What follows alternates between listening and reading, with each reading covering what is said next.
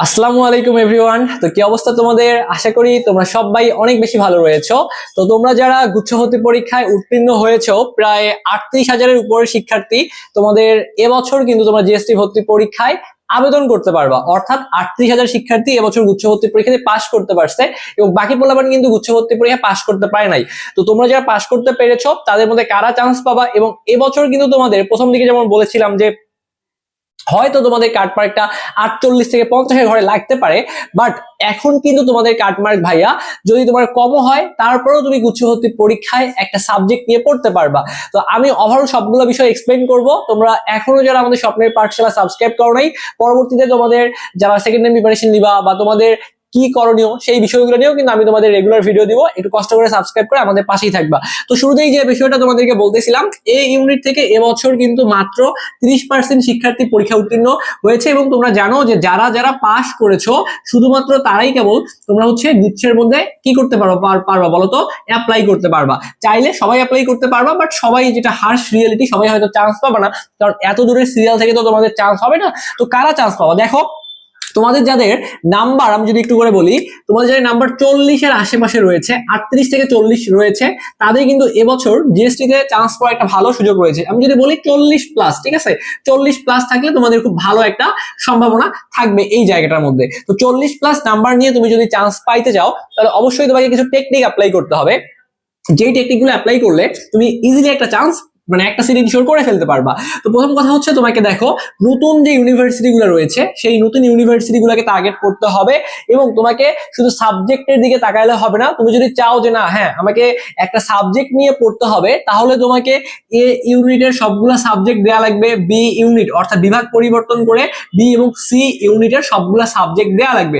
এমনও হইতে পারে তুমি সায়েন্সের শিক্ষার্থী, বাট তোমার এই যে বি ইউনিট অর্থাৎ আর্টস এর অথবা কমার্সের একটা সাবজেক্ট চলে আসতে পারে। তুমি যদি চাও হ্যাঁ একটা সাবজেক্ট হলেই আমার হবে, তাহলে অবশ্যই তোমাকে নতুন ইউনিভার্সিটিগুলোতে অ্যাপ্লাই করতে হবে, বেশি বেশি বিশ্ববিদ্যালয়ে অ্যাপ্লাই করতে হবে, এবং যেই বিশ্ববিদ্যালয়গুলোতে আসন সংখ্যা বেশি সেই বিশ্ববিদ্যালয়গুলোকে টার্গেট করে অ্যাপ্লাই করা লাগবে। যেমন দেখো, আসন সংখ্যা বেশি আমি কিছু কিছু কিছু ইউনিভার্সিটি বলে দিয়েছি, যদিও তোমাদের ভিডিও প্রয়োজন হয় আমাকে কমেন্টে জানাবা, পরবর্তীতে তাহলে আমি সেই টপিকে আরো ভিডিও দিব।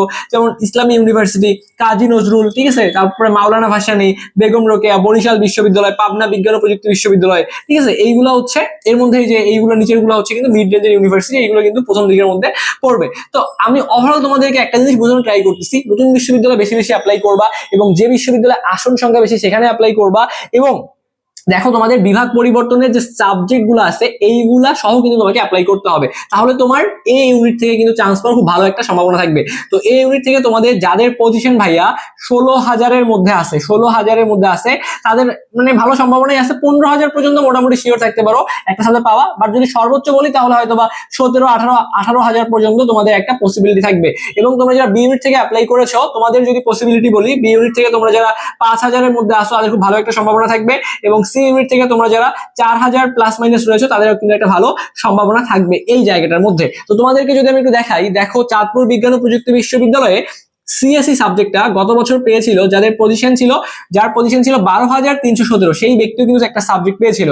আইসিটি সাবজেক্ট পেয়েছিল দেখো 13,749 পজিশন থেকেও কিন্তু পেয়েছিল।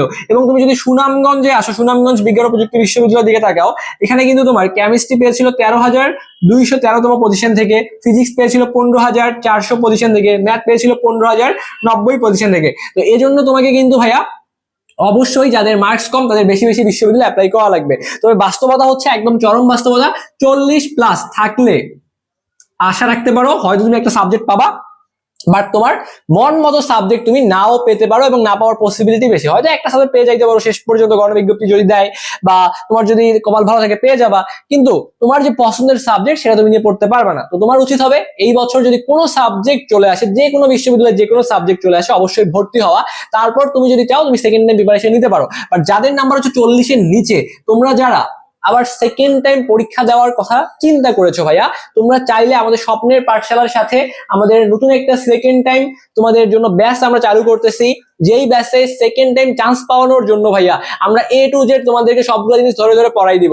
সো আমাদের এই সেকেন্ড টাইম ব্যাচটা আমরা এমন করে তোমাদেরকে পড়াবো যেন বাসায় তোমাকে এক্সট্রা হবে অ্যানালাইসিস করে কিছু না পড়তে হয়। আমরাই সবগুলো জিনিস তোমাকে অ্যানালাইসিস করে পড়াই দিব, আমরাই ক্লাসে তোমাকে ফিজিক্স কেমিস্ট্রি ম্যাথ বায়োলজি সবগুলা করে নোট করাই দিব।